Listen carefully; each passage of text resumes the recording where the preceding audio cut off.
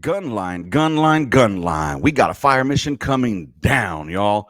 I'm your host Lopez, and you're listening to the On the Gunline podcast, where we chop it up and have those conversations like we used to in the field. Just chopping it up, shooting the shit in between those trails into the net, or if you were a fat fucking artillery, you were inside that paladin.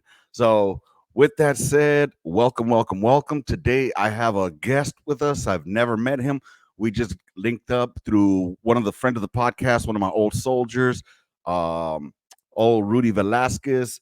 And today to the gun line, we welcome Aaron Cornelius, not to be confused with Don Cornelius from the Soul Train. So, with that said, hey, Aaron, thank you for coming on by, dude. I appreciate it. Thank you. Welcome. Thank you for having me, man. This is a wonderful thing. Oh, it's beautiful, baby. It's beautiful. Now, so for those that don't know about you, like myself, if you could let us know, well, let's start off easy. What's your background? Where did you grow up? Where are you from? I grew up in a little town in Santa Paula, California. Hmm. Uh, not too far from LA in the So Santa Ventura County. Paula, is that like Central Cali or Northern Cali? No, that's it's still considered. It's like the top part of the southern.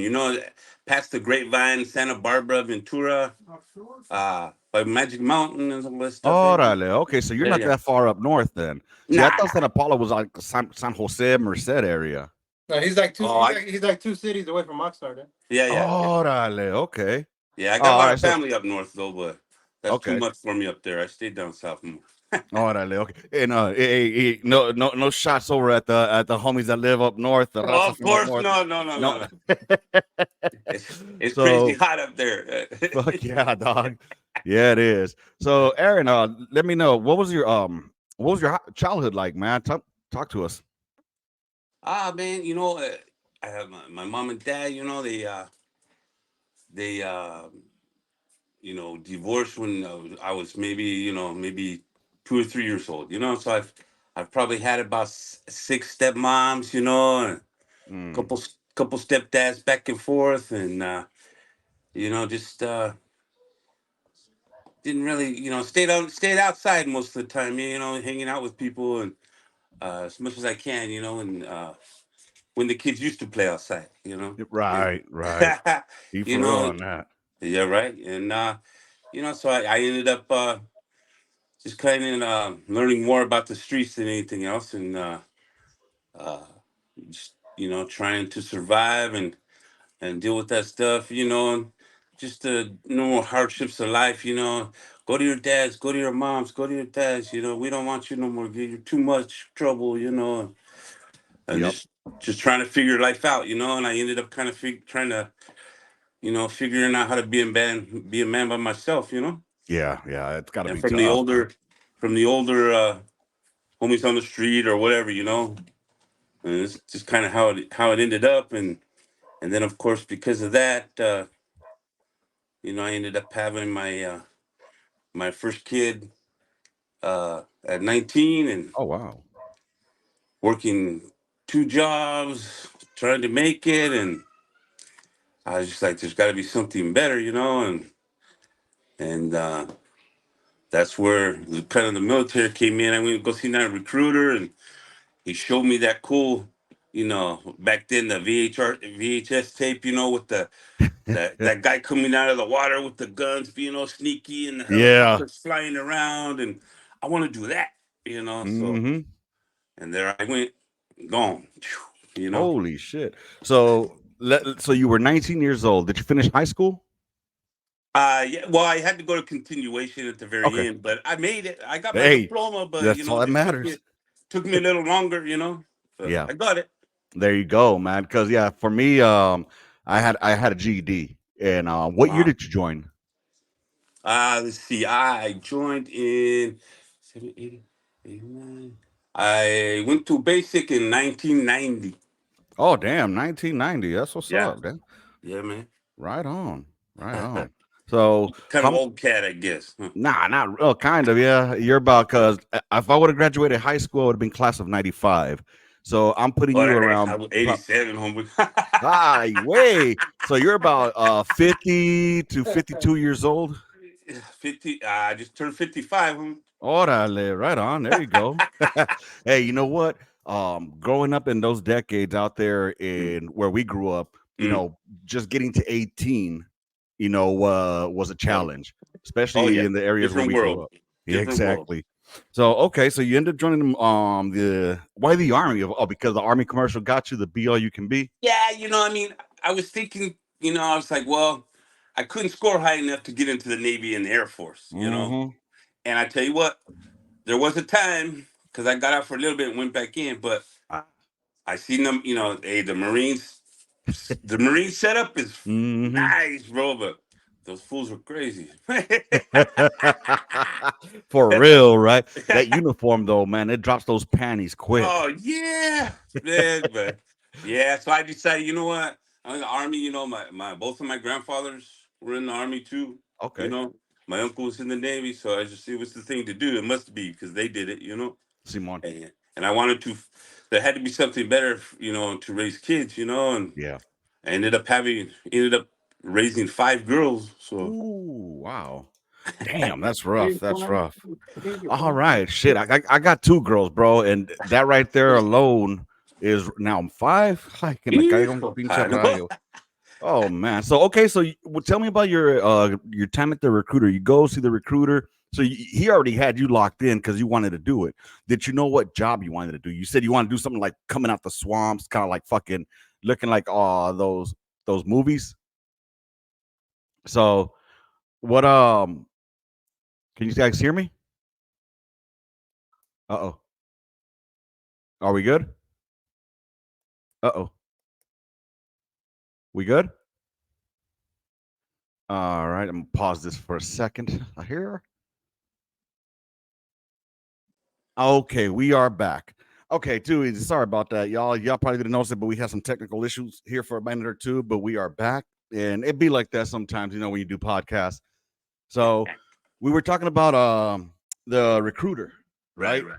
So you went up in there and how was that experience with y'all? Like, I mean, they already had you, so all they pretty much had to do was like, all right, we're gonna give you this job. So how did Yeah, that go? well, they took my test, and they said, well, you didn't score very high, but you could do this, this, or this, and they showed me that video, and I was like, yeah, I want to do that. Okay, all right, well, you made it.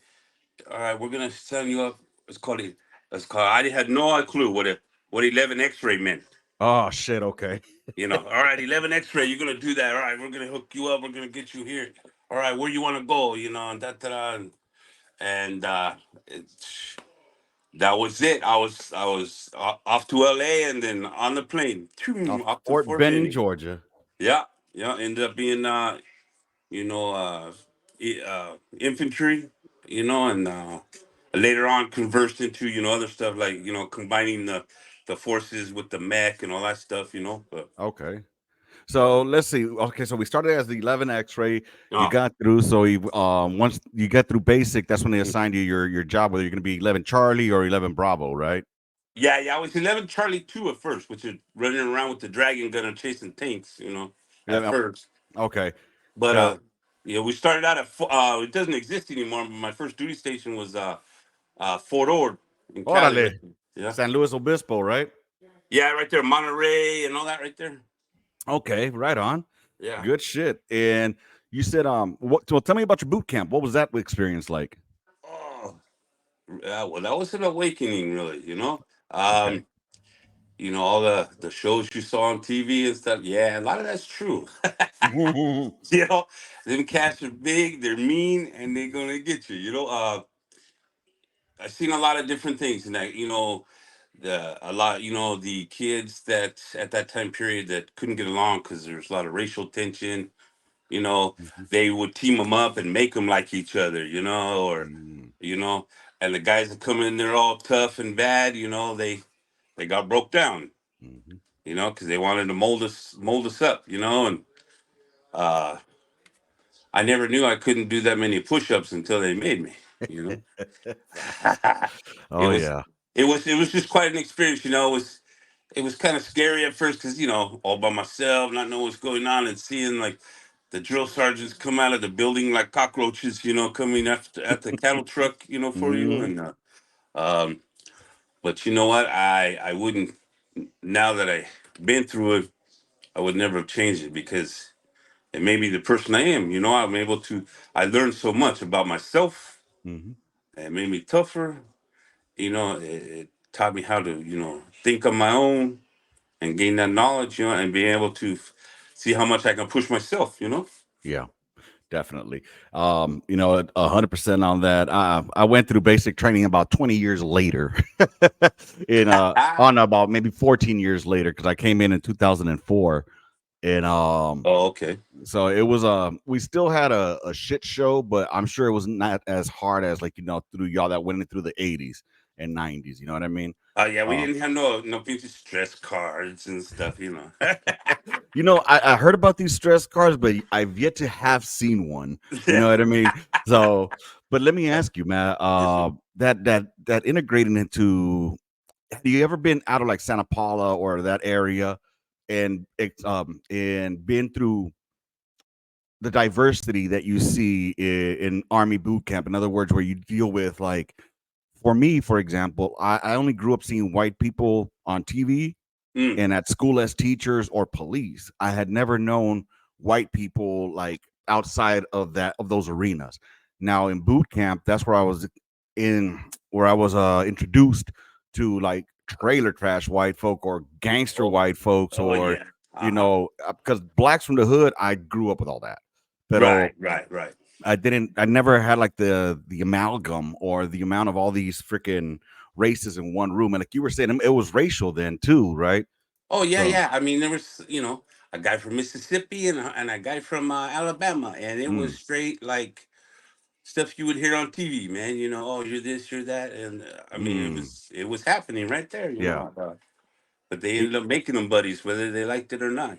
yeah. And At the end of the day, that's what we end up becoming. Like, oh, sometimes, they'll hear us veterans like racial stuff, but we're doing it as jokes because that's like the sense of humor that we build in there to get us through the days, yes, you know? no one could understand that. Yeah, we would talk so much trash to each other, where anybody else would be like, fighting or something. Exactly. Yeah. Yeah. And I think another one you hit on was you get those Billy badasses in there sometimes too, Oh that yeah, they think they're all hardcore cholos or they're like tough ass thugs. oh yeah, And oh yeah. then drill sergeants will go ahead and smoke the shit out of them until they get humbled. Oh yeah, till you can't move no more, and then all right, now think about it. Hmm. Okay. Yeah, no, it's it was a different world, but I wouldn't change it. I would recommend it for any kid really. He needs to, whether he needs to get checked or not. Hmm. It's a great experience either way. It is. And then getting to my new duty station, enjoying that, learning that, and moving on to base closures, Mm. and then I ended up doing the Rodney King riots, Okay. staying at the Dodger Stadium, the '93 Northridge earthquakes. Oh shit. You So know, okay, let's talk about that. So your first, you uh, said there was a break in service. So you yeah. did so how long was your first term? On my first term, I did the 4 years at Fort Ord, and then uh, Clinton, started closing bases down, Right. and I had just had my second baby there, and they're like, "Well, your only option is you can go to the guard for right now, or you can go to Korea." But at that time, you couldn't take your family to Right. Korea or nothing. And I had, two children. I was like, nah, I ain't doing that. So I jumped out for 2 years, and they signed me to Glendale out there, Okay. and to the armory out there. And I was like, oh, it's going to be a piece of cake. And then, like I said, Northridge earthquakes happened. We're walking the Mhm. streets, helping people and doing things. And then the freaking earthquake, Rodney King The stuff riot. happened, Reginald Denning trials, and I said, man, I'll forget all this. I'm going back into the army. I jumped back in active, and Okay. yeah, And when you came back in, so for those that don't understand, don't realize, the Northridge quake was in '94, I think, right? yes, It was yeah, '94. I remember that one. January, I think, of '94, right? Somewhere. Oh, it Uh, was in '94. I know that. 94. Yeah. Y luego you had the riot. The LA riots was back in '92. I want to say, Hmm. or Yeah. '92 or '91. 92, 91 to 92 in there. One of those there. I can't remember which one it was. So then, you did you hit the Gulf War while you were out there or no? They didn't let us go. Oh, darling. They kept us there, but because when I came in right to Fort Ord is right when everybody was coming back from Panama, Okay. you know, and they just kept us there. They wouldn't let us go to Gulf, and then I did those two things, and then I jumped back in and got the shock of my life because I went back into active duty, and they're like, "All right, well, you got all the man. You've been here. You've done this and this and this already. So where you want to go?" Mm-hmm. And so I was blessed to spend another next for my first next 4 years in Hawaii Nice. with. Are you still there? Yeah, I'm right here. Oh, I thought I heard a noise. My bad. Oh no, you're Um, good. yeah, I got to go to Hawaii for 4 years, but it was the shock because now I'm 30, Mm-hmm. coming back in, and everything's changed in that small period of time. Okay. There's no Trick 77 radio. It's a little tiny Singar. There's no 240. It's a no, it was not the 60. It's the Mhm. 240 now. Yeah. Every weapons have changed, technology's changed. So I had to do some catching up. Mhm. Right on. Yeah, I could definitely see that. Yeah, because you guys lost that. You guys lost the M60. And those that don't know about that pricky, what is it, pricky Trick seven? 77, yeah, Yeah. big old freaking radio. So there's that. So yeah, you had to do some catching up, and that was just in that small amount of time, you know. But Right. Oh luckily, yeah. you didn't have to go through boot camp all over again. You just were No. prior service. And did you stay within the same MOS? Oh yeah. Yeah. Okay. Same MOS and everything, and they they kind of backtracked me to yeah E4, but Okay. I got that back pretty fast because I was already had enough experience to move on. Right on. All right. So how long did you stay in that second term? I was in Hawaii. Let's see, I went back in and see 2000 or no 99, and I left there about 2002. Okay. Right when basically um, when uh, when the hit happened to us. Yeah. Um, not too long after they sent me to a new base, Okay. and So I where did you ended up. head up? Oh well, we had to go cross country from Long Beach all the way. Never been to East Coast ever, and here I am driving across country with all the family. Hmm. Now 5 children, Ooh. and and we ended up going to Fort Stewart, Georgia, third Hell infantry, yeah, Rocket of Marne, baby. Rocket of Mar. I was in 19 Field Artillery out of Fort Stewart. Oh, you feel that too? You guys are way out there in the sticks, all by yourselves, out there in the from everybody else, huh? Well, so we were Past out. all the motor pools and everything. Yes, yeah, we were stuck over by fucking by that one gate that goes towards Richmond Hill, the back gate. no, not even Richmond Hill. I was more towards the gate that goes out to where the I don't know if the Walmart was there yet when you were there, but we had a Oh, gate there, and I think there was another gate behind that for the airport, like Airport Road, I think it oh was yeah, it called. goes to Airport Road past that. Yeah, yeah, yeah, yeah. I Yeah. know that's the So we were back road. Yeah, that's and then the the one, way the fuck back there is where our battalion was. They had us and in then there's trailers. yeah, oh yeah, way back there. Yeah, I used to live outside the other gate that goes to uh um what do you call it? Waffle King, and then Walmart was down the road from there, I think. Okay, so Yeah. see, I used to live around the corner from the Walmart. Uh, By there was a Trader Joe's there. There was a waffle place there. Trader Joe's, yeah. Yeah. So I lived right up that road. It was called I forget what it was called, but anyway, but Yeah. I wasn't there until 2008. So you Oh, I got see. there right there when you got there right when they started deploying there with the thunder runs and shit out there. Oh, yeah, yeah. I matter of fact, yeah, I remember seeing. I got there. My family wasn't even set there yet, really too much. I mean, they were there, but they went to go see their family in Florida or Hmm. whatever, and I remember going to the movies for myself and seeing the first Lord of the Rings. movie or something, and they're like, "Hey, Monday, here we go," and that was it, Oh shit. Yep. I was with 3-7 infantry, and then 315 infantry, and then they combined us with the armor, 464 armor. Oh, dale, okay. Yeah. Damn. But So I what? always felt for you guys because every time we did runs, you guys were carrying that freaking round around. So luckily, like I said, I was there until after the Thunder runs. I didn't Yeah, go yeah. in until I didn't get to Fort Stewart till 2000 and shit 2008. I was actually blessed not to have gone with y'all. But porque like I said, like I know that a lot of the dudes that they were the ones like the spearhead Yeah. when Iraq Uh-huh. kicked off. Yeah, So yeah, that's 3-7. We were at the spearhead of the 2003. Yeah. yeah, And then I went back in 2006, and then oh no, 2005, 2006, and then I went back again because by this time I was now a platoon sergeant, okay, and I train these kids, and I'm not gonna let them go by themselves. I right. just I couldn't do it. But Well, it was here comes the third time, rolling the dice. well, before we get there, let's Mhm. rewind a bit to your first deployment. Tell Yeah, me yeah, how that went. You said you got there, you saw Lord of the Rings, and then you were on the ah, first thing burning back yeah, over there. yeah. It was just a crazy experience. Everything.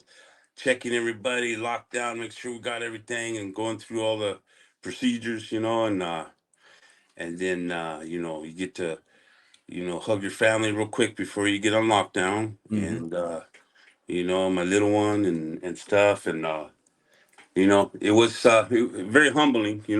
Yeah. Um, and then get on that plane and that long flight, and just and you see all the difference in people. Some are pumped up, ready to go.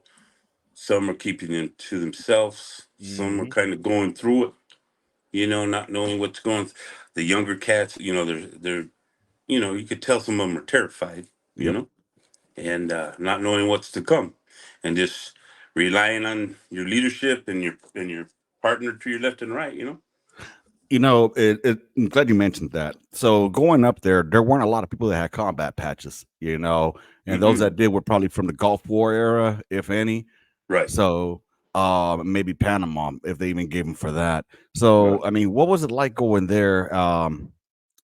What was your expectations versus your realities when you first hit ground out there in Baghdad or in Iraq, I should say? Mm. Well, I mean,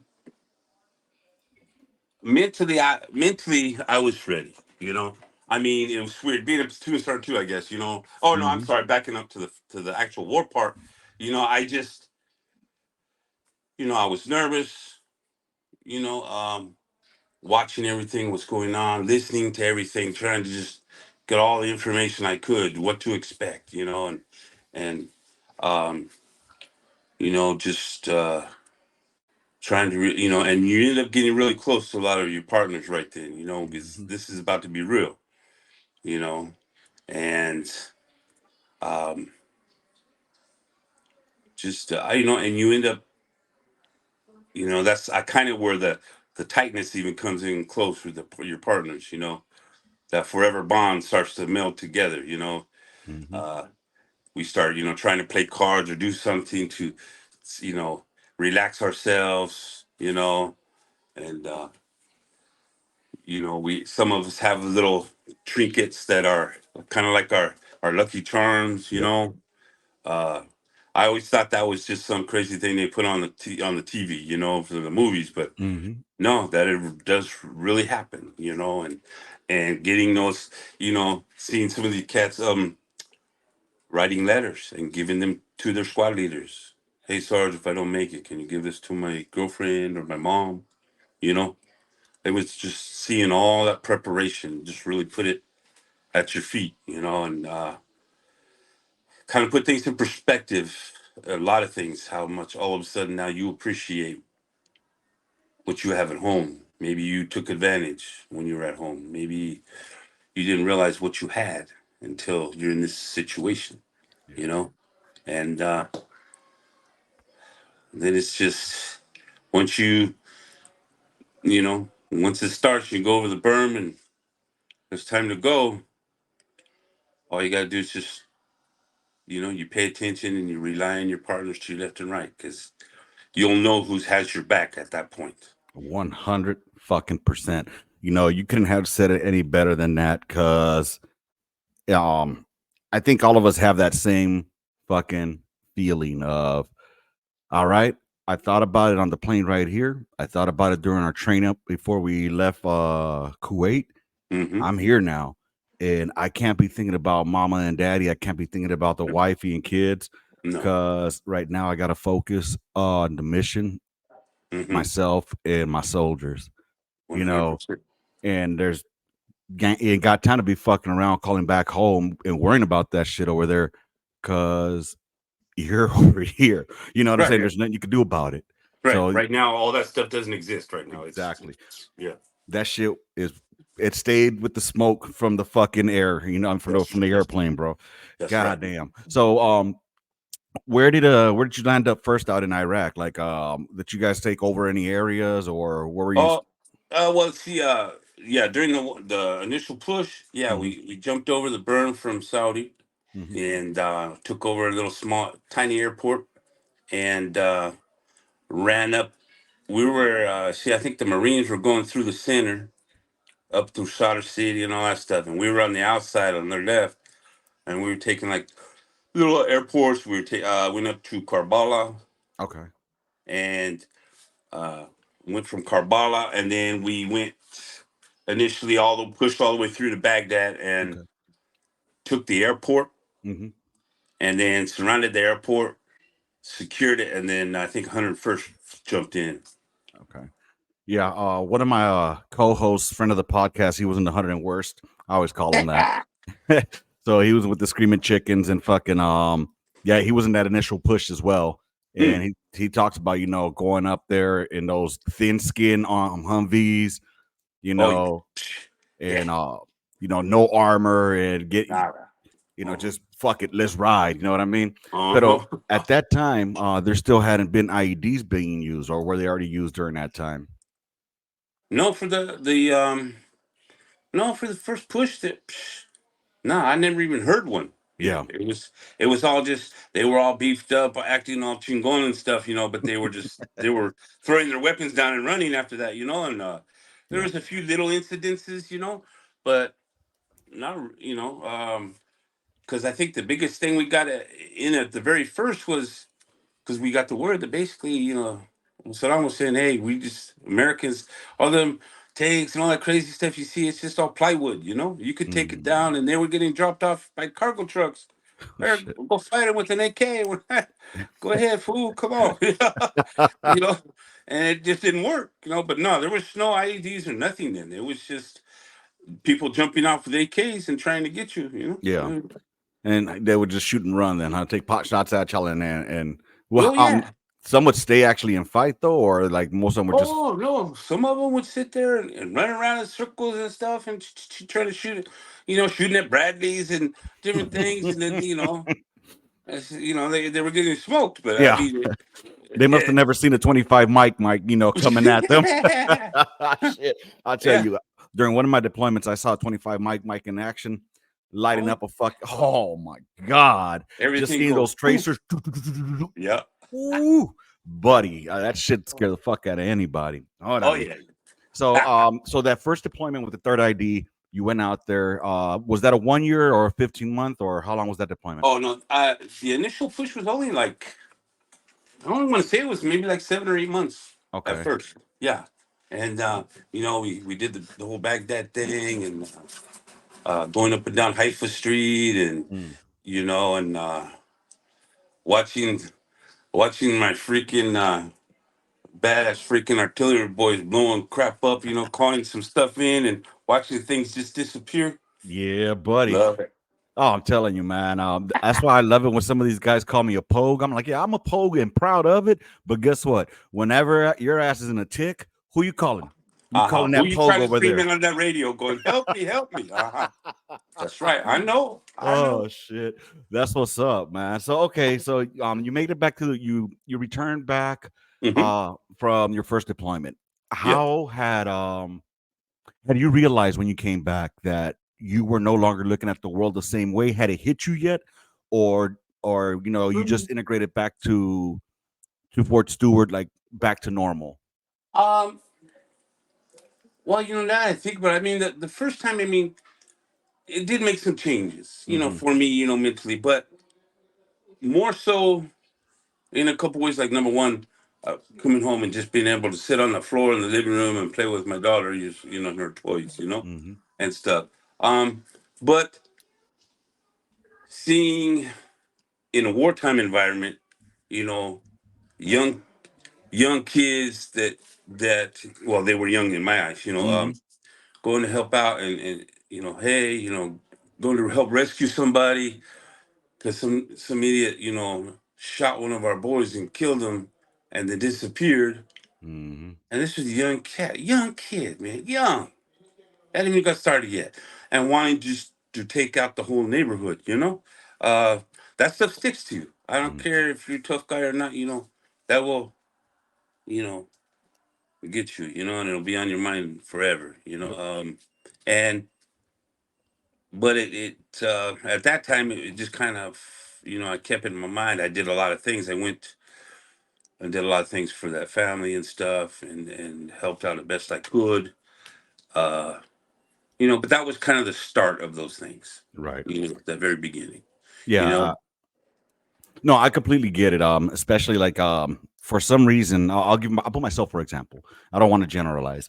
Um, Hmm, the first deployment, while there was a lot of events that occurred, hmm, or just enough traumatic events that occurred, I was still able to, I guess you could say, put them in the back burner to yeah, where it yeah. didn't fucking affect me. Right, But it was right, mainly because we kept ourselves busy. The op tempo was right, high enough to where we didn't have time to think about it. So right. the only thing we were worried about is, all right, we got to train up for the next rotation. You know what I mean? Or for Mhm. so I completely get what you're saying there, man. So that was your first deployment. You said the next time you went was in '05. Yeah, '05 to '06. Okay. Yep. I replaced you guys out there. If you were you still in third ID? Oh yeah, yeah. Okay, so I was in fourth ID, and I got there in December of '05 to replace 176 Field Artillery that was Oh out yeah. at a Fob Union 3 out there in the green zone. Union. Yeah. Yeah. So Yeah. um Oh my God, what was the name of that little fall that we were at? Yeah, that I know because yeah, with that time we went to we were at ah, the second time we were based out of Fob Prosperity okay, right there. right next door to Union 3, right Yeah, there by yeah, yeah. checkpoint 12, right? Checkpoint 12. Yeah, Okay. that's So it. checkpoint Yeah. 12 got blown up all the fucking time. Yes, we lost Okay, a lot of boys right there. so you must know about the incident that happened on January 5th of 2006, where the guys from 176 Field Artillery, they were doing their last right seat ride, and that was us with them. I was in that convoy with them. We were heading up to Crit, or no, Camp Taji. We were headed up to Camp Taji, and we got fucked up that day. We lost a one medic and one of the NCOs, and we had 11 wounded from Yes, that yes, that was yes. a fucked up day for us. That was like their last mission, literally, and they were flying out a few days later. And Mhm. we got man that was my first mission, bro. My God. first mission going out the fucking gate. Mm. So we might have lived inside the green zone, but we worked in Baghdad. You know what I'm saying? Oh Pinche yeah, pros- yeah. I mean, when you were in the fob, it was just for a little bit of time to do this and that, and gear up to Yep. go now, go again. Yeah, prosperity, man. I tell you, I had to do tower guard in prosperity. You remember those towers? They were like on the corners. Yeah. Fuck. I was in those Yeah. for like a month. I We was did that there when shit. a van came through and it freaking blew up and the head came across the freaking Oh, wall, right? dog. Checkpoint 12 right there by Five Prosperity was no fucking joke. That shit got Oh, blown up too many fucking times. A lot of cats lost their lives there, yep. and The damn. guy's blowing So up. what was your main effort, or what was your main mission while y'all were there from 0506? 0506 was mostly going out. We were going out to the they had a Iraqi army out there by there was like it was called like the TV station or whatever it was, Okay. not too far out the gate, Mm-hmm. and we'd go out there and train them and like uh, go on missions, and we were kind of like just kind of chill with them and make sure they're walking right and doing the different missions and stuff. Hmm. Trying to get them going. And Gotcha. how to run things and how to live and all that. And that was our main deal. Okay. Yeah, when we took over 176, like I said, field artillery, they were doing like the runs with the PRTs, Mm. like with the State Oh Department. So yeah. we took over their mission, taking them like, to the Ministry of Oil, to the Oh Ministry of yeah. Interior. The MOJ and all that Yep. stuff. Yeah. Uh-huh. And then we Did that helped a couple times. and then we did the well, we used to call them JoJo runs, which is where we would take these trucks from the green zone over there with the cross sabers, from Oh the cross yeah. sabers all the way to Biop and back. So we were on Ooh, Route that Irish. was a run. Yeah, buddy. Uh-huh. Hey, did they clear today? I don't know. We'll find out. Exactly, dude. Uh-huh. Oh Ooh. yeah. Oh, Luckily, we never. At least my platoon, we never got hit with any IEDs on Route Irish. We got mm, shot at a lot. With that mosque, the mosque that's out there off of Checkpoint 12. Outside Checkpoint 12, you go over the bridge. There's a mosque on the right hand side. right. As soon as you go over the bridge. Yep. Yep, the right there on Yeah, the right that's the hand one side. that There used was to a creep me out at 2 o'clock in the morning. There we Oh my god. are. That shit was fucking, that. And then across the street on the other side of Irish, Oh, that's cool. there was like an abandoned building, like a 4-story building that was blown out. Uh-huh. And that we got busted at from there as well. You know what I mean? And but unfortunately the ROE was fucking stupid. You have Oh, to of have course. positive identification, They positive shoot fucking first. They get to yes. shoot first. Yeah. Mm-mm. I mean, I'm like, are you fucking yeah, you have to have positive ID and that they're hostile act and hostile intent. Y que comen mierda. Fuck that. My Hey, luckily, this car right here is orange and white. It's going down. Okay. dude, was luckily, my chief, I was in the lead gun truck. So, That's a little. Oh, oh, you're good. Go I was ahead, man. getting some water though. Órale, órale. No, like I was in the lead gun truck, so I had a lot of freedom with my NCO. He would just be like, Mhm. "Hey, I'll back you up. You do whatever the fuck you got to do." All right, good to Yeah, go. man. That was good enough for me. But I'm sure you saw how the rules of engagement or the ROE had changed from your initial invasion to that 0506. What was some of the things that you've seen had changed as far as like the aggression or how we were supposed to act with the civilian populace? Did you see any of changes on that? Well, the second time, besides training and stuff, they wanted us to, we'd go like walk Haifa Street in Baghdad, Yep. or whatever. But and the populace would be more like gathering up and watching us, and Mm, they wanted us to show more of a friendly front, right. you know, and of course, we're all getting our nice tans and learning our Arabic, so it's this Sariki, yeah, yeah, whatever, and Yep. Salam alaikum. yeah, Alaikum yeah, yeah, salam. Yep. maharba, but it was a Inshallah. little, yeah, it was more, it was becoming more political, Yeah. and and they just had us doing more of that stuff and trying to be out there, almost like in trying to win. What is that saying? Hearts and minds, Yep. and all that kind of stuff. And it backfired in a lot of ways. So, I mean, Yep. having, trying to clear buildings out there and stuff, and crowds of people are watching us from across the street, and then a young 8-year-old kid with $100 American dollar bill in his right hand and an orange round thing in his left hand, Mm, throwing it across the street and running into the crowd. Well, if the average American soldier, he's going to turn around and he's going to see all that crowd. He's not going to shoot no kid, exactly. you know. So it kind of puts us in a bind. It's like or what to do and not to do, and it just keeps you more on your toes. I'm really glad you brought that up, man. For a lot of the civilians out there, or any of the military members that didn't go through GWAT, especially like in the first couple of years, OIF 1, 2, and 3, up to 4, the insurgents, as they called them, would either get disabled kids, like mentally disabled kids, and strap them up with fucking suicide vests Yes, and have them sir. walk into crowds or wherever soldiers were. Or they would get little kids and pack them up with backpacks and tell them, hey, go walk towards that convoy. And little did they know that inside of their backpack, there was a bomb, and they would Oh just yeah. call it with the cell phone. So Yep. that's why if on the January 5th story that I tell a couple episodes back, I almost took out a little kid. Porque after we got Mm. hit that day, I was pulling security and there was a little kid, like an 8-year-old kid coming up, and he had a backpack on. And Mhm. so I had my bow and arrow M16 trained on him, and I was really almost hesitant, but I Uh-huh. knew that I was going to pop that little fucker. And luckily, one of my sergeants came behind me, put the weapon back on safe, and yelled in Arabic to the kid, and the kid went away. You know what I mean? Because this was his Oh, second tour, so he knew the Arabic a little bit better than I did. So he was right. able to tell him like "Imshi, Ishta," you know what I'm saying? And Yeah, yeah. the kid. Get out of So here. yeah, but that kid was he was about to go meet Allah.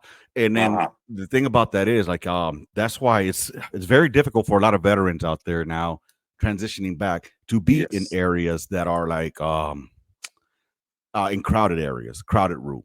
Oh Like you yeah. said, it backfired because they wanted us to win the hearts and minds. But what that did Yes. was open up the playbook, if you will, for them to start using, like I said, like mentally disabled kids. They don't know what's going on. They just tell them Right. point them that way.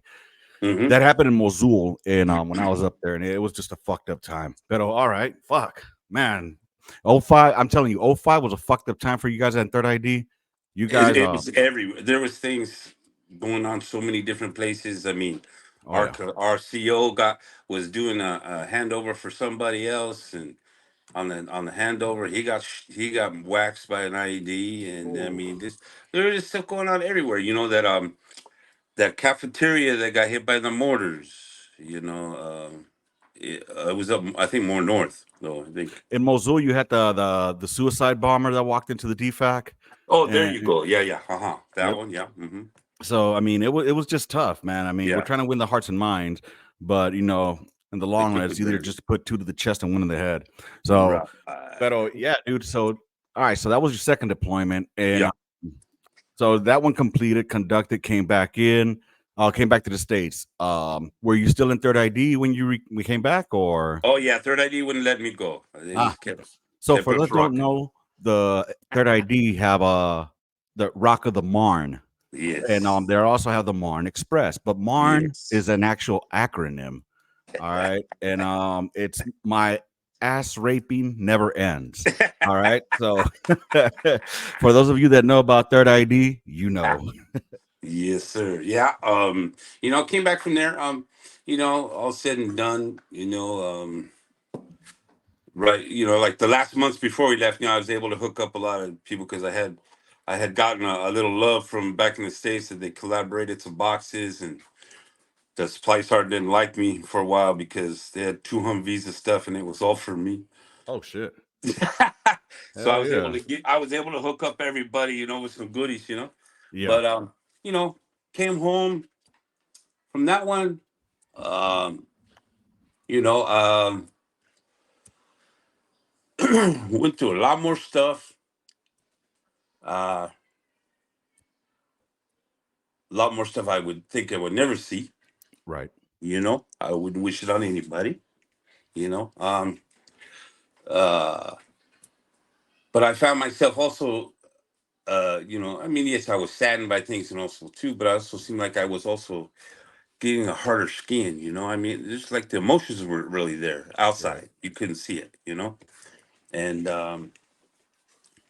but again, more and more loving what I had at home, of course. Which that part is a good thing. You appreciate stuff you have at home, and you hear, someone who's never been complaining about something. You're like, really? You're complaining about that for real? Mm.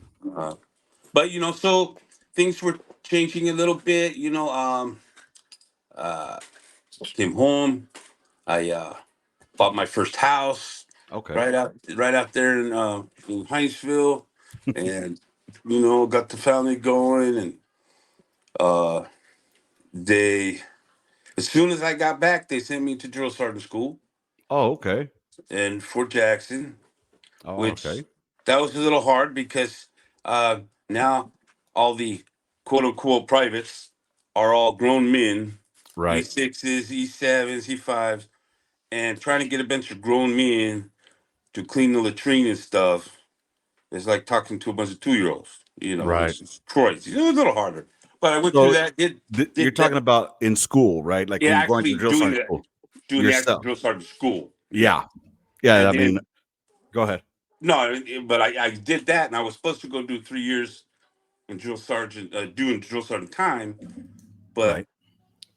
the Marne Express pulled me back. Ah, just when I thought I was out, they pulled me So I was back able to in. complete the school, but then Hmm. they brought me back. God damn. Yeah. And then that's where I went from 2007 to 2008. Okay. So, yeah, you got then you was that the during the surge That was the let me see what the heck did we do at that time? that must have been the 15-month tour out there for the surge because I got there in '08 in Fort Stewart. I got to Fort Stewart in '08, and they were just coming back from out there Oh, that in must yeah, it had to be us then, yeah. I think yeah. yep, because I had just gotten back, and that's when I got to 19 FA, and they had just gotten back from fucking. I was in second brigade, so Oh, so okay. once I got there, they had just gotten back from out there, Mamadia. That's where they were at, I Oh think. yeah, So, uh-huh. Okay. Yeah. so how That did one that deployment go? yeah, well that one there, by that time I was now platoon sergeant. They Okay. sent me to the company over. Hey, your platoon sergeant. Oh, here's your lieutenant. He's 24 years old. He's a second lieutenant, straight from school. Mm, Oh, great. Okay, um, everything from the book. Did never do anything else. So that was going to be trouble, and it ended up being trouble. But we got everybody geared up. Trained, ready to rock, and off we went. Um, Initially, we got sent out to it was a fob Falcon, I think it's what it was, okay. fob Falcon, I know and exactly where that's at. eh, and we set up there for a little bit, and then we kept our CQ there, or our little camp there, and then they dispersed three platoons out. Mm, One went a platoon attached to some SF group somewhere else. Another one stayed on the fob, and they ended up dispersing, QRF and helping out in Solder City and all these different things. And my platoon uh, went over to Al Rashid, the Dora district, okay. and which is, kind of like South Central. Yep. um, and they said, okay, there's this little tanker group out there that they had this makeshift little cob, if you will, Okay. that they made up on their own out in the middle of nowhere. There's nobody around within probably a 60-mile radius. Oh shit. Um, you're it. And he clued us in and said, hey, this is what you got. Hey, we got some extra supplies in the back right there. Um, we made you a guard shack, and Damn. and then here we go. And that was it. And I was like, oh crap. Um, we had a little militia outside that backed us up, helped out, get us some few things, and so we just continued to do missions right there on our own, whatever they wanted us to do. Check the neighborhoods, scouring for weapons and stuff, and whatnot. And that's where the tables turned in a lot of ways. We were getting missions left and right. Our company commander was getting people killed. He Mm, got relieved by the battalion commander. oh, shit. Oh yeah, it was a freaking mess. Um, and so we were just doing our missions, going, going, going. There's so many missions, I split it up. So the lieutenant, because we had our infantry boys had Bradleys now, to Okay. ride in the back of. So when the missions we split them up, he took his in a wingman, and I took mine in a wingman, and we just divided everything up. And he wanted on his turn after doing his mission. He ran to the Falcon to get some fuel to come back. And as they were cutting this well-known corner, one of those copper IEDs, whatever, EFP. EFP. There you go. Yes. Blew straight through to the wheels on the side. Fresh new fuel tanks filled, Ooh. and they had guys on both sides of the buildings firing them up. And my team's over at our little space, and they're probably about 3 miles away. Mm-hmm. So I get a phone call from a soldier screaming, "Sarge, we need help." I'm like, "What?" Lieutenant, what's wrong with Lieutenant? So we got hit, and the lieutenant's just sitting here. He's not doing anything. Shit. He froze. Mm-hmm. He's not talking on the radio. He's not giving commands. And I said, "Okay, look, if it ain't us, mow it down. I'll be right there." Yeah. And so I go kicking open doors, and we're off and running. And as we're getting close, I see one of the Bradleys on fire. Oh fuck. Rounds going off. I see a couple soldiers from the other Bradley going around, and they're shooting and stuff. And some Iraqi soldiers actually showed up, Okay. backing us up. That's something you don't see every day. No, no. And I made sure they were appraised for that. Right. They took care of everything on the aft side. In the meantime, uh, I dispersed the soldiers, got some security, sent the other soldiers to the Bradley, and they're one soldier's on top trying to bust open the driver's hatch. He falls off, he busts it, and it's nothing but flames. Mm. The TC jumped out. He was on fire. Um, the boys got him, was putting him out. And then two of my soldiers calling, Sarge, we can't get him out. We can't get him out. And I can hear he's tearing up. Mm-hmm. So I mean, trying to command and control on top, and I just got mad, and I said, you know what, give me my weapon, and I just manned the radio, and I jumped out, and I went out there, and I mean, rounds going off and everything didn't even bother me, and the boys had my back, and I reached in, and if you could visualize this, okay, the driver, he's gone. Um, Gunner, there's metal melting around him. He's Mm-hmm. done. The two soldiers that were by the door that I was trying to get out, the squad leader was crouched in the position with his weapon at the ready, trying to get out. His soldier was in the same position, leaning on his back. And I reached in to pull him out, and their skin just fell off in my hands. They were Fuck. already dead. You know, so not to be, too descriptive or whatever, Oh but, no. I got so we were the only ones there. And somebody heard it on battalion, one of boys from another company, and they were miles and miles away. These guys dropped everything, told the commanders to, you know, take a hike, you. Yeah. and they broke off and came down to back us up. And they took over everything to take care of him, take care of the stuff that was going on. Mm-hmm. And so I could pull my boys back so they didn't have to see their brothers, Right. you know? And we took the kid that was on fire. We got him out. We took him to the cache. Came back.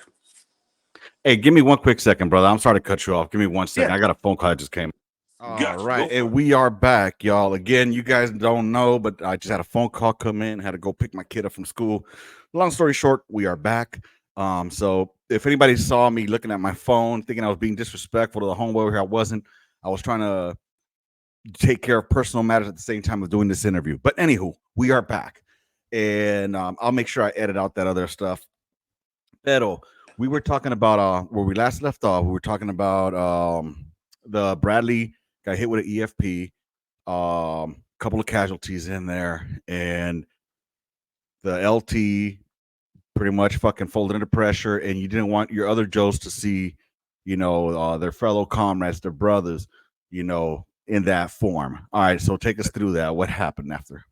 Okay, well, through all the radio contact, I had some boys that I'd served with, Uh, he was now platoon sergeant. He stopped what he was doing. He was miles away, and he came to take care of the situation, secure it, That's so that right. I could pull my boys back, and it's also so we can get the one soldier. We were able to get him to the cache and get him Mm, taken care of.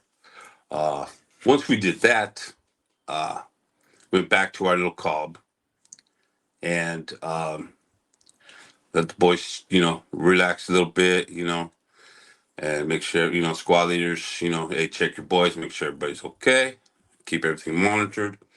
And at that time, I exchanged some words with our fresh new lieutenant. mm, I could tell he was done. He had, he was, dark skin under his eyes. He was, just staring off into space. And he'd never seen anything before. right. He was fresh out of school. Um, but he failed to learn the lesson of, hey, ask the platoon sergeant. He's already did it, Mm, Get some knowledge from that boy. And he learned the hard way. Um, so I took it upon myself, right or wrong, to say, hey, Lieutenant, you stay here, stay in the room. You are in no way or fashion able to lead mhm, or function. So I'm taking over. You just stay here. So I ended up taking over all the missions mm. myself, running everything. You know, these are my boys. These are my, almost like my kids. Exactly. Um, so I was, going to lead from the front. And so I took care of everything. We did everything. We did, everything was going all right. You know, um, and here comes, probably about let's see, a week later, maybe a week and a Hmm. half later, I would say. Um, a tank platoon came. They were just coming in. I think they're from Colorado. Mm, Um, from their lieutenant all the way down to their private. Nobody has ever been to combat before or nothing, which was a lot of the case anyway. really? Uh, um, they came by and saw us, and we gave them the gist of the area because we're the only friendlies. And we say, hey, don't go here, don't go there. This is here, this is there. You know, um, and just laid it all out for them. So they went and adventuring around, doing the things, patrolling the areas, Hmm. and we told them not to go in a certain area, and they did. Okay, well, they're in tanks, they're heavy. There are swamp areas out there in the desert, whether you can Hmm. see them or not. And they sunk one of their tanks, and they got stuck, and then they got ambushed. But What the fuck? they got ambushed, but they're in tanks, so they're just shooting at each other with their 50 cals and stuff. But then nobody's getting out to do Hmm. anything. So they called us to go take care of them, and so I went up and set up a perimeter of soldiers around different heights and buildings and stuff around the area. Hmm. I then sent another crew in to back them up. End result is we took care of business, got them on their way, and as I sent one crew to go pick up another crew, meet me in this area at the last building, and I was gonna swoop up the last crew. Okay. And as I pulled up, I swung around. Uh, the let me back up. The equipment that we had on these vehicles, I guess, is to block. They block out the waves and stuff, so you can't get hit by IEDs that are set off by Yeah. bombs and stuff, right? Yep. I know But what you're talking about. They called, for those that don't know, they're called like, rhinos or something. no, you had the jammers. They were like Yeah, yeah, it the was a red jammer. greens and the LXs. That's Yeah, what they used. They sent out a radio signal so right, that the IEDs wouldn't be called into and blown up. right. Yep. Well, what they failed to tell us, and that's why I am the way I am today, is the vehicles that have. If you have two vehicles that have the same thing, Hmm. they have to be at least over, I think it's 30 meters apart, or Okay. or one of them gets canceled out. Yes. Yes. And we were not informed of that. So I came in hot, to get in, and I stopped, stuck my head out. As soon as I stuck my head out, I said, "Let's go." ID was right up underneath me. It was set up by somebody watching us with the cell phone. Oh fuck.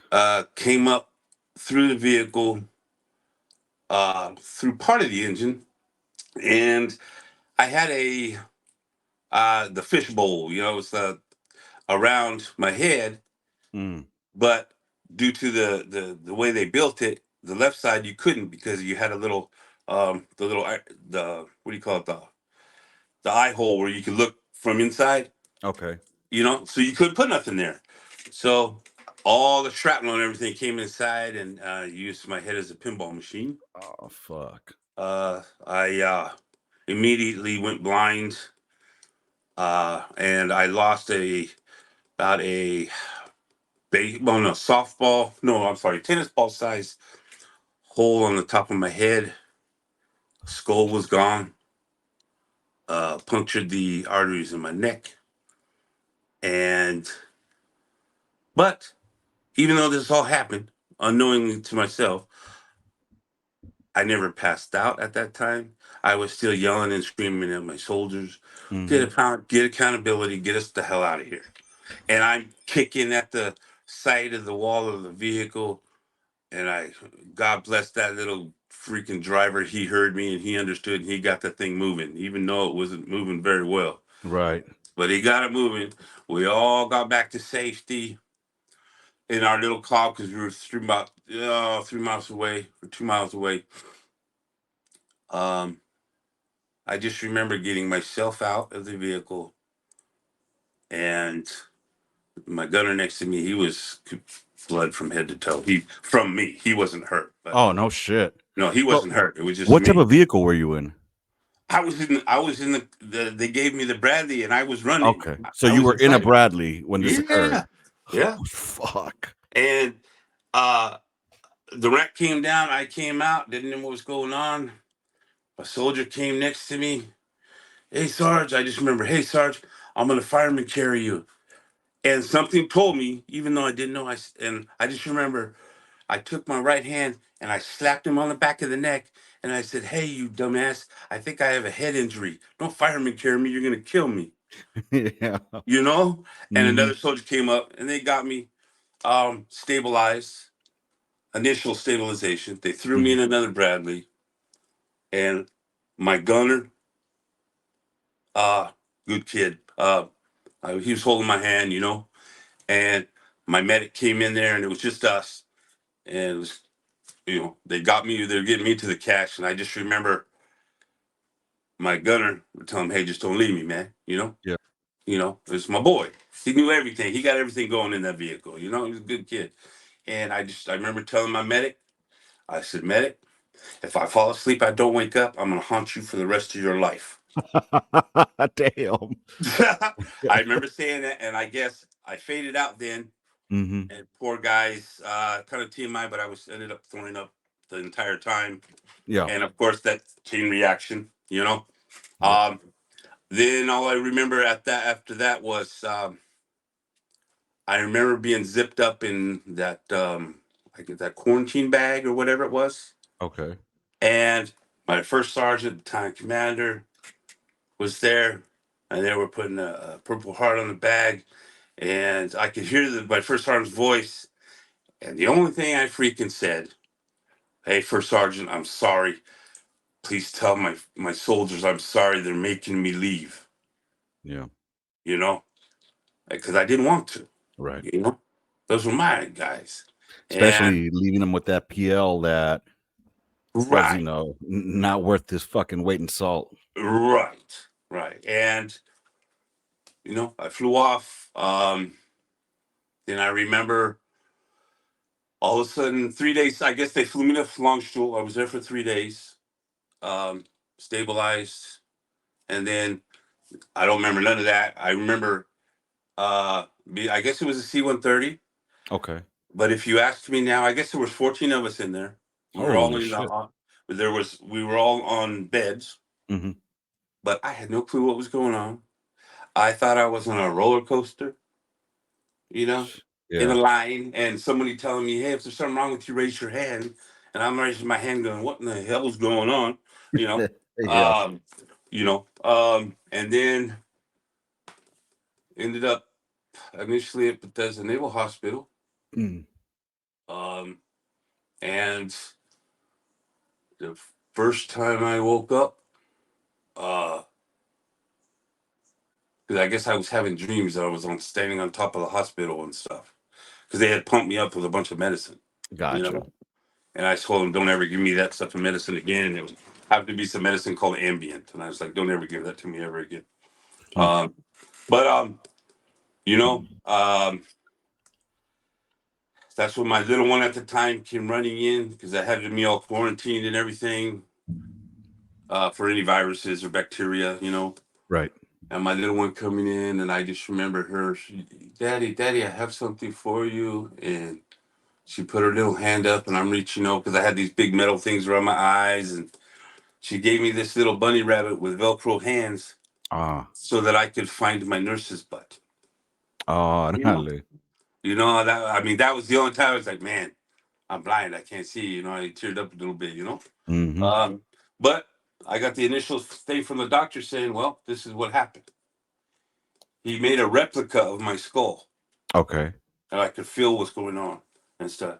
And he said, "You're a lucky man. Uh, this was gone off your head. Oh, and by the way, when you got here, now granted, I was already in Longstool for 3 days, all Right. right, before I got here in America.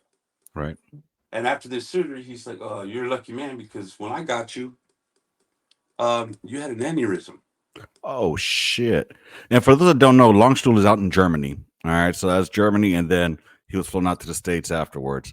So you had an aneurysm when you got Yeah. there. I When I got to the States, he said I had an aneurysm, but it's okay. We got it taken care of. We got a stent in there right now. We put a stent in your neck because you're gonna have to have that for the rest of your life now to take Mm. baby aspirin because you need to keep your blood thin. Yep. But your aneurysm is good. Okay. You're fine. And which I understood later that usually when someone says aneurysm, it's a wrap. Yeah, it's a wrap, Chief. You're done. Like the Right. recovery of that is very, very, very small. Yep. One of my old co-hosts from the podcast on the first year that I did this, he was 38 years old and had an aneurysm the day after his birthday, and he didn't Mm, recover. So mm. yeah, man, those things are killers. And Yeah. luckily, I mean, since your head was already blown open, they had easy access to it already. Yeah. So It was right in the same spot. But yeah. So I yeah. mean, hey, God was on your side on that one, man. True enough, brother. True enough. And then after that, it was just um, they were drilling me. Hey, I could hear them talking. Hey, is this your son? Is this your husband? Is this your dad? Because they couldn't understand that I was still cognitive, that I could still think, Okay. that I still had memory because of that significant of a blast. Oh You yeah, I know? mean they want to make sure that you don't have any like amnesia type, right? Right. Yeah, any of that stuff, which a lot of the cats got with the TBI. Yeah. You know. But basically crunching up. Long story short, is I got to come home for 2 weeks at first, Hmm. just kind of test the waters. Got a little trouble at the airport because I mistakenly put the copy of my skull in my carry-on bag, and they were a little upset in security. They thought you were fucking Jeffrey Yeah, Dahmer over here. whose skull is this? It's mine. What do you mean, sir? But I got home. I got to meet one of my brand new grandbabies I never met. Oh, that's awesome. You know, and then it became a process of going to blind rehab centers, getting my skull repaired with some titanium mesh, Right. um, learning how to function, learning all these different things, and then unfortunately, um, oh, see, then my wife, that I had met in Ventura, because she had a little Peruvian Mexican restaurant, and I met her. Okay. She was from Sarasota in Florida, so Órale. she's like, "Hey, let's move down there." Like, okay, so we moved down there in 2009. We got a house and everything, and then she was ended up getting fibromyalgia, neuropathy, all these different health problems, And during those time periods, doctors were just giving out heavy medicines. Mm. So she got real heavy on, oxycodone, Percocets, all these. And she was an LVN. She believed what the doctor said. Right. But she realized that was messing her up, so she got herself off all that medicine. And in 2012, I went with her to the doctor. Doctor said, "Hey, it's fantastic. You got yourself off all that medicine. That's wonderful. But I still see you. You're having a small problem. So we have this new medicine called Nucenta that we're going to give you just to take the edge off." And I specifically said, "Hey, can she take this medicine with everything else that she's taking already?" Hmm. Absolutely. So we went home. Uh, Granted, we haven't slept in the same room for like 2 years because Okay. I snore like a freight train and she was having her medical problems. Right. Right. So the third day after this visit, the reason why I say that you clear in a minute is once we got home, 3 days later, she goes, "You know what? Um, I think it's time." She wanted to come sleep in the same bed with me. You know, Órale. Okay. I said, "Okay, yeah, sure, babe." And uh, she, had her little DVD player with her earphones, so she didn't have to hear me snore, and stuff. Um, and uh, I got up the next morning because my blind self was going through massage therapy school, right? Órale. Okay. And I was taking the test, and my friend took me and whatnot, and did the test. And as I was coming home, my oldest daughter called me, and why is she calling me at 6 o'clock in the morning? Mm. It's just odd to me. Right. "Dad, where you at?" I'm like, "I'm on my way home." "You took your test already?" "Yeah." "Where are you at exactly?" "I'm right here." "Why? What's up?" "Oh, no, no. Well, I'll tell you when you can get home." I was like, okay, something's wrong. Right. So as we pull around the corner, obviously I cannot see. Mhm. My driver's like, "Hey, man, something's wrong." "What do you mean?" "My whole front of my house is rolled up with crying tape." Oh shit. And I had all breakfast and everything from my family in my hands. I go to the door, and it was a guy wearing a crime unit T-shirt. He said, "I'm sorry. Are you Aaron Cornelius?" "Yes, sir. I'm sorry to tell you, but your wife is dead." Fuck. Because my youngest was got up and noticed she was late for school and went to wake up her mama, and her mama had died in her sleep. Uh, because it was not supposed to be taken with medicine she was already taking, and it killed her.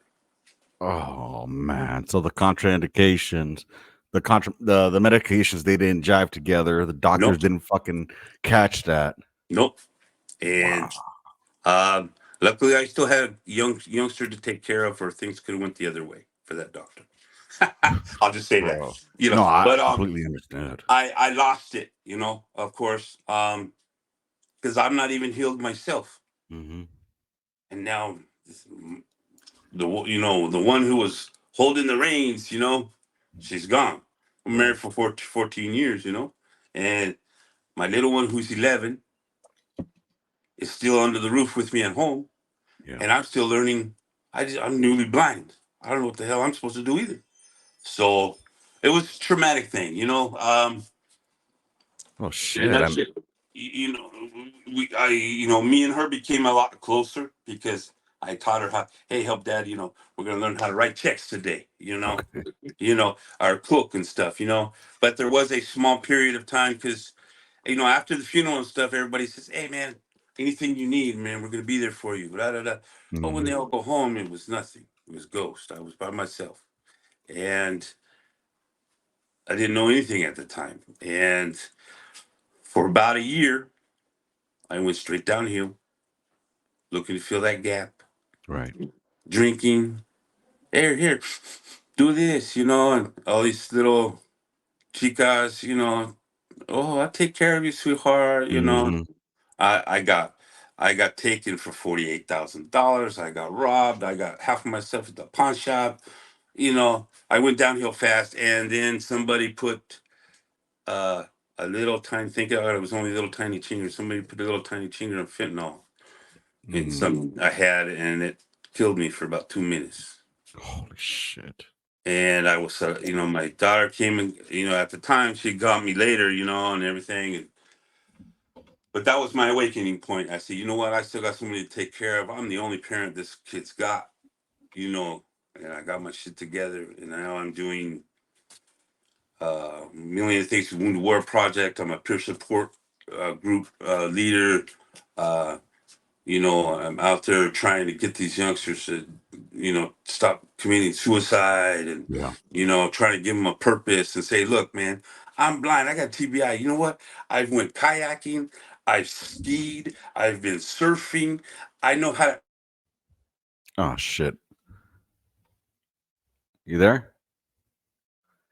We lost audio. We lost visual. You're back. Can you see? Can you hear me? Right. We are back again, and we're gonna go ahead and wrap it up in this last segment. So where we last finished, we were talking about like, okay, all this tragedy that's happened to you since since the explosion, where you lost your vision, where you were injured, getting out, then the tragedy that happened with the doctors and the providing medication that was not researched enough, I guess, with your wife, and that causing her to unfortunately pass away.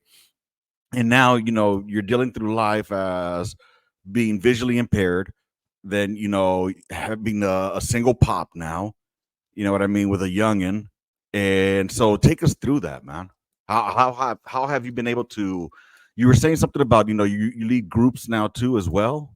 Yeah, well, it started out, once I got on my feet and really focused on stuff and you know, uh, taking care of my little one, and um, trying to making sure that I was okay as far as getting out of my own sadness and Mhm. depression. Because being alone and blind, that just like it's like tenfold as far as feeling alone and stuff. Mhm. And not being in my own home environment where I got friends and family around. Once I figured that out and I found other organizations and stuff and found, you know what? Everybody's always telling me when I come out, I said, man, why you always happy, man? You always you can talk to anybody, man. And I just kind of found my niche, I think, it's just, well, I feel good when I'm around other people. I feel like I'm still part of society, Mhm. around, and unfortunately, most of the time it's other service members. Right. Those are the ones I seem to always can trust, whether I know you or not. Yep. Uh, you know, um, and then I just learned, okay, well, you know what? If that's the case, then started reaching out and finding soldiers that needed help, or is just going through being injured, or blind, or Mhm. going blind, or how to deal with stuff, and especially the younger ones, the younger cats, and just trying to show them that. Hey, there's a way, you can do Mhm. it. This because there's always going to be somebody worse off than you are. No matter, it's just life. It has nothing to do with being a veteran. Mhm. It's life. So you just gotta, pick up and just enjoy life the best you can. You're still alive. You're still here rocking. You know, be positive for the next guy. And enjoy the time you have. And that's what I found, man. That's good therapy for me if I can get out there and help other soldiers. I got this Mhm. new thing for visually impaired out there, that I just started literally starting in May. Um, every third Thursday, get out there and I network, get all this information out to these guys, caregivers, their families, to show them that there's places out there they can get equipment for free. The caregivers can get the help and that they need, Mhm. to help themselves, and just so we can all thrive to survive and do better things, and then plus uh, I also try to troll these cats that hey, I've surfed, I've done all these crazy things, and I still to this day I DJ. Okay. You know, Hell Uh, yeah. blind or not, I can do it. I get out there and I DJ all these places, military organizations, weddings, quinceañeras, restaurants, bars. Damn. Because for me, music is therapy too. Yeah. You can you can engulf yourself in the music. If you're feeling some type of way. You know. and get yourself pumped up and feeling better and remembering things and stuff, you know? Yep. And that's what I'm Music. just striving to do right now. Yeah, because music, one thing I know, it amplifies your whatever your mood is. You know what I mean? And Hmm. so depending on like what vibe I'm feeling as a kid, say, how I'm vibing that day, it depends on the type of music that I want to listen to. Of Uh, course. like there's times where I want to get like nostalgic and think about things from back in the day, and I'll put in some oldies, from the old barrio days. And then Uh-huh. there's times where I want to, just fucking rock out with some fucking good old rock and roll or some Metallica, some heavy metal type shit. And Yeah. it depends on the mood. Yep. So I definitely agree with you on that. I think one thing that I want people to take of this is that given your impairments, Hmm. you're still productive. You know what I mean? So, and I think that is one of the biggest issues that we have as veterans, especially when we get out, that we try to find something to fill that void of Hmm. being productive, because the only thing we knew, especially those of us that were in GWAT, the Global War on Terrorism, those of us that deployed, we Hmm. feel like, kind of like that was I don't want to say the epitome of our That was time our in Super life. Bowl. That was our Super Bowl, you know? Right. That's what you train for. We got to go do it. We got to come back, and then we saw people lose their lives. Hmm. And so coming back, you want to feel like you still have a place, because when you're back in society, we're out of place. You know what I Yes. mean? $100%. And then having this your vision taken away from you, and then losing your loved one, and still all this adversity, somehow or another you still have the will to continue. Now, I'm sure there were hills and obstacles in there that kept you down, but the Of fact that you course. didn't succumb to them, that's a lot, man. You are honestly like a walking miracle right now. Oh, I thank you So, for that. I thank you nah, for no that. doubt, bro. And I can't imagine. I'm surprised. Like, let me ask you a question. Yeah. Did the VA give you your 100 automatically, or did it take you time to fight for it? Uh, no, just because of complete eyesight gone, Yeah. 100%. Okay, cool. No, but I asked because I had a buddy that out here in San Antonio. Mm, While in Afghanistan, he kicked in a house door, and it was rigged with HME. mm, And it blew him up, and lost his eyesight on one side, and had to have his face reconstructed with mesh and all that shit. yeah. Uh, Titanium all over. They only give him 80%. Even yeah, after he survived all that shit. they get so technical with, well, Hmm. what kind of eyesight loss was it? What did it Exactly. affect in what way? They try to get crazy with it, and that's why too. Um, when I got involved in a lot of military organizations and stuff, I got my certification for the service officer Okay. to help other veterans in whatever genre or wherever they were, because I got squared away because I had a wife and determination to Right. find the answers.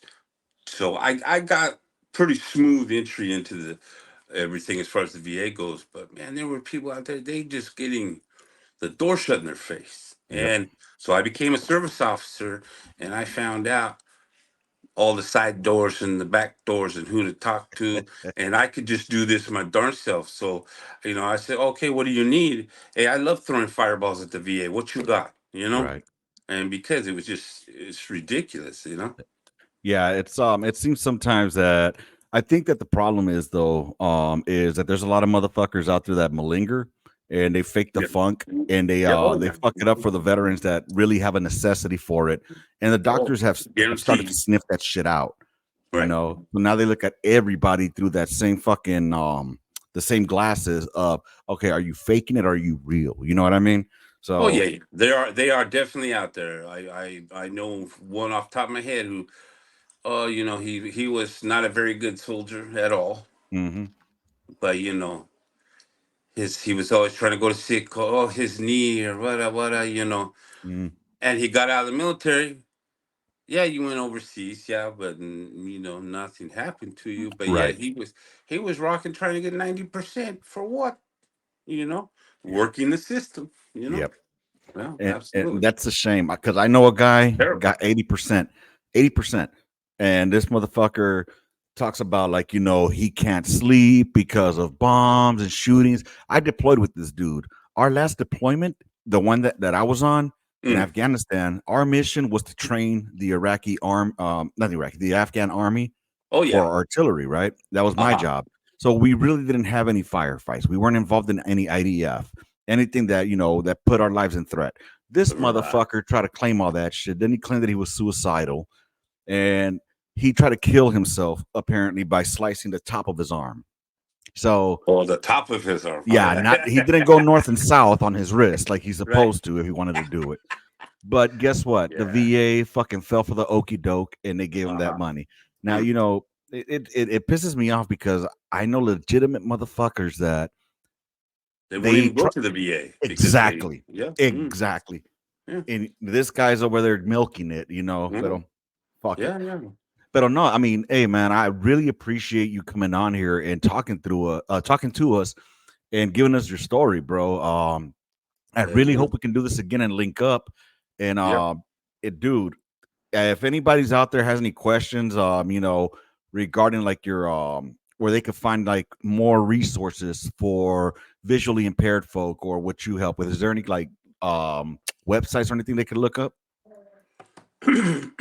Well, there's so many tons of things out there. If you want to get into athletics, there's the Challenge Athletes down there in San Diego, challengeathletes.com. Okay, There's you know, the Wounded Warrior Project.